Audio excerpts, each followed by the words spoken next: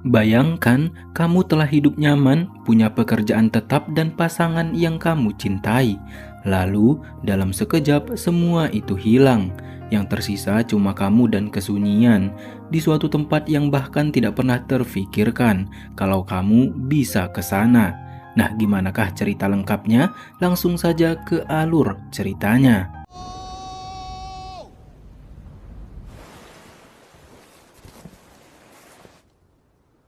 Hello! Help! Pria ini bernama Chuck Nolan. Dia bekerja sebagai eksekutif pengatur logistik di perusahaan pengiriman FedEx. Hidupnya berjalan cepat, terjadwal, dan efisien. Karena terlalu sibuk, Nolan tidak bisa menghabiskan malam Natalnya bersama pasangannya yang bernama Kelly. Karena ia harus naik pesawat kargo untuk urusan pekerjaan di luar negeri. Sebelum menaiki pesawat, Nolan diberi hadiah jam antik oleh Kelly. Thanks! Hey! Merry Christmas. I thought you just... I love the wrapping. My granddaddy used it on the Southern Pacific. Blue Russian house there. I'm Russia. Di dalam pesawat itu, perjalanan awalnya baik-baik saja, namun di tengah perjalanan terjadi turbulensi dan ledakan, sehingga membuat pesawat terjun bebas ke lautan. Pilot dan kopilot tewas dalam kejadian tersebut. Namun untungnya, Nolan masih bisa selamat dan terdampar di tepi pantai di sebuah pulau terpencil.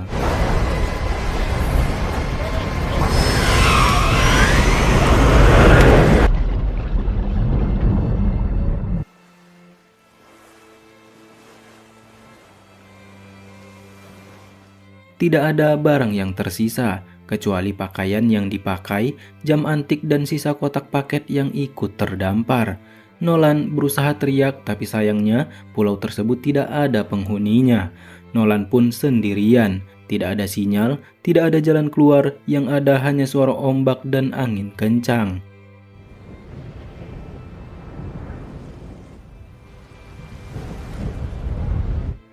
Hello! Help! Nolan berusaha membuat tulisan besar di tepi pantai dengan harapan akan ada pesawat yang melihat tulisannya tersebut. Namun itu terlihat sia-sia ketika tulisannya secara perlahan menghilang terkena air laut. Tak habis akal, Nolan pun mengganti tulisannya dengan potongan kayu yang ia susun. Saat menyusun potongan kayu tersebut, Nolan kembali memungut beberapa paket FedEx yang terbawa ombak ke pinggir pantai.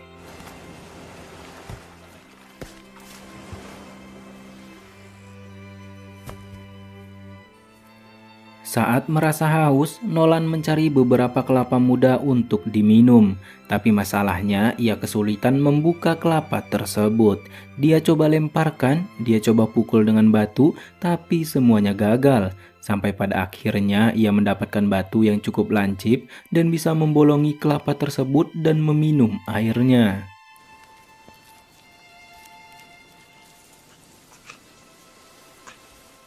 Setelah punya cukup tenaga, Nolan memutuskan untuk menelusuri pulau tersebut hingga menemukan sebuah gua. Penelusuran itu membuat kaki Nolan terluka dan harus ditutupi dengan kain. Tak berhenti di situ, Nolan mencoba untuk menaiki bukit yang cukup tinggi di pulau tersebut. Dan dari sanalah dia melihat jasad pilot yang terdampar dan tersangkut di batu karang.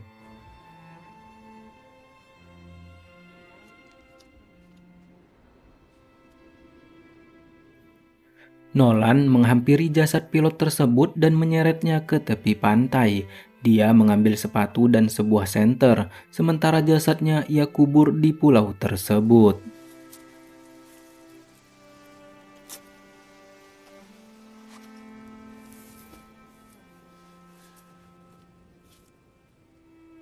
Pada keesokan harinya setelah Nolan pup, ia berusaha mencari minum lagi dari sisa air hujan dan embun yang berada di atas daun.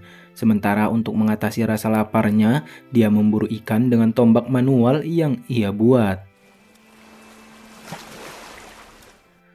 Pada siang harinya, dengan pelampung karet yang sudah bocor, Nolan memberanikan diri untuk menerjang ombak agar bisa keluar dari pulau ini. Namun sayangnya, ombak yang menghadang terlalu besar hingga membuatnya harus kembali ke pulau tersebut.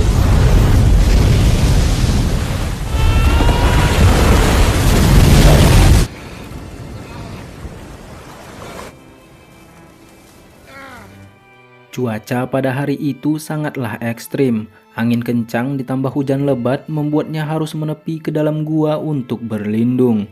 Hanya ditemani sebuah senter yang sudah mulai redup, Nolan akhirnya tidur di dalam gua itu.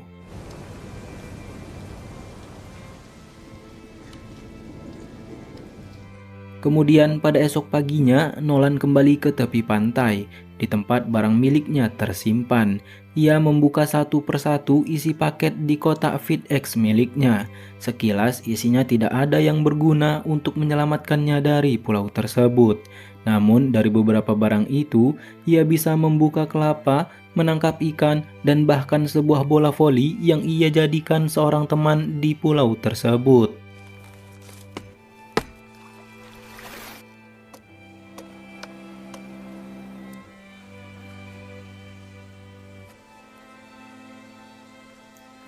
Pada siang itu, Nolan berusaha membuat api dari serabut kelapa dan kayu yang ia gosok-gosokkan sehingga memicu panas dan mengeluarkan api.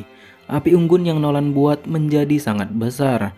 Dia menikmati malam itu dengan membakar kepiting dan mengobrol bersama teman barunya, yaitu bola voli yang dikasih nama Wilson. Nick of time, too. So, dorm for about an hour. Tiba-tiba 4 tahun kemudian, tidak kerasa Nolan sudah berada di pulau ini selama 4 tahun lamanya. Dia masih bisa bertahan hidup dengan semua keterbatasan yang dimilikinya. Tubuhnya terlihat lebih kekar dan wajahnya penuh dengan berewokan. Bukan Nolan saja yang berubah, bahkan temannya si bola voli yang bernama Wilson kini sudah tumbuh rambut. 4 tahun berlalu tidak membuat Nolan putus asa untuk keluar dari pulau ini. Bahkan, kini Nolan membuat rakit besar menggunakan pohon tumbang yang diikat dengan tali dari kulit kayu dan tali kaset yang ia miliki.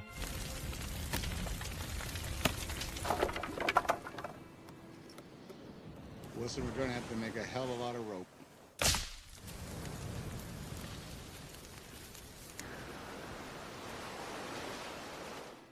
Sebelum Nolan meninggalkan pulau itu, dia menuliskan sebuah kalimat jika dia telah berada di pulau ini selama 1500 hari, dan Nolan menulis bahwa dia mencintai Kelly. Akhirnya Nolan menurunkan rakit ke laut dan mengayuhnya melewati ombak yang besar bersama Wilson. The paddling! You just have to...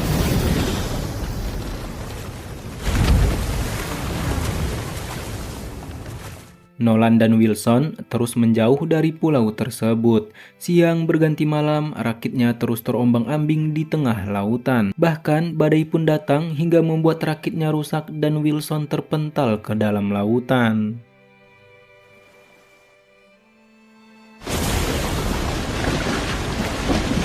Wilson! Nolan berusaha untuk mengambil dan menyelamatkan Wilson, tapi sayangnya Wilson semakin menjauh karena terbawa arus laut yang kencang. Sampai akhirnya mereka pun terpisah. Di sini Nolan menangis histeris sampai akhirnya ia pun terpingsan. I'm sorry! I'm sorry!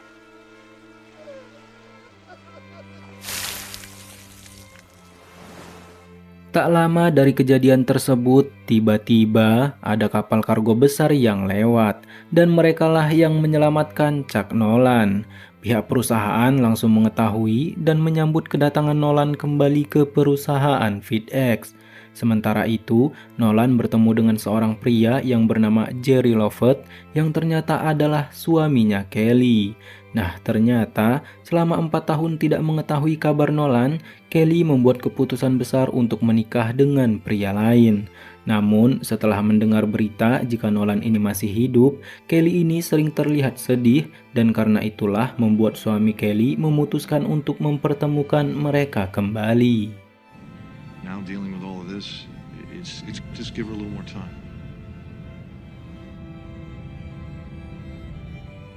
Pada malam itu, Nolan pun kepikiran tentang Kelly. Sampai akhirnya, dia memutuskan untuk pergi bertemu di malam itu juga. Mereka terlihat sangat bahagia, namun Nolan pun mengetahui jika Kelly tersebut sudah memiliki anak dari pernikahannya dengan Jerry Lovett.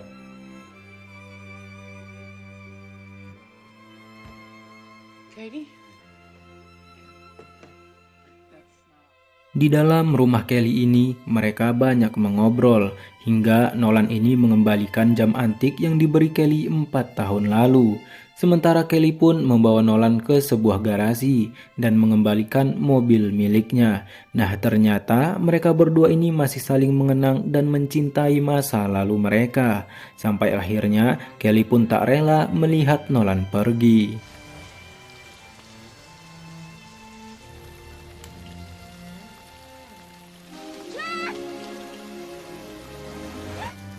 I always knew you were alive. I knew it. I love you too. Namun semua itu tidak bisa merubah keadaan mereka berdua. Mereka tetap saling cinta tapi tidak bisa bersatu. Kehidupan mereka harus terus berjalan. Akhirnya Nolan pun kembali ke rutinitasnya sebagai pegawai FedEx dan sampai sini film pun selesai.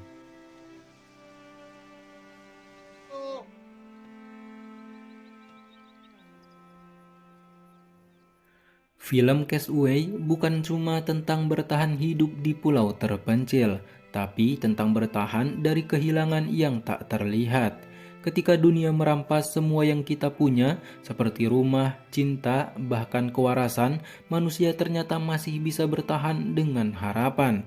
Chuck Nolan kehilangan segalanya, tapi ia belajar suatu hal selama masih ada jalan di depan, seberapa sunyi pun hidup ini, kita selalu bisa memilih untuk melangkah. Karena kadang yang paling menakutkan itu bukan laut yang luas atau pulau yang sepi, namun kenyataan bahwa hidup ini harus terus berjalan, meski tak ada yang sama seperti dahulu. Saya Mimin Arsiktin Noob, terima kasih yang sudah menonton video ini, dan sampai ketemu di video-video selanjutnya.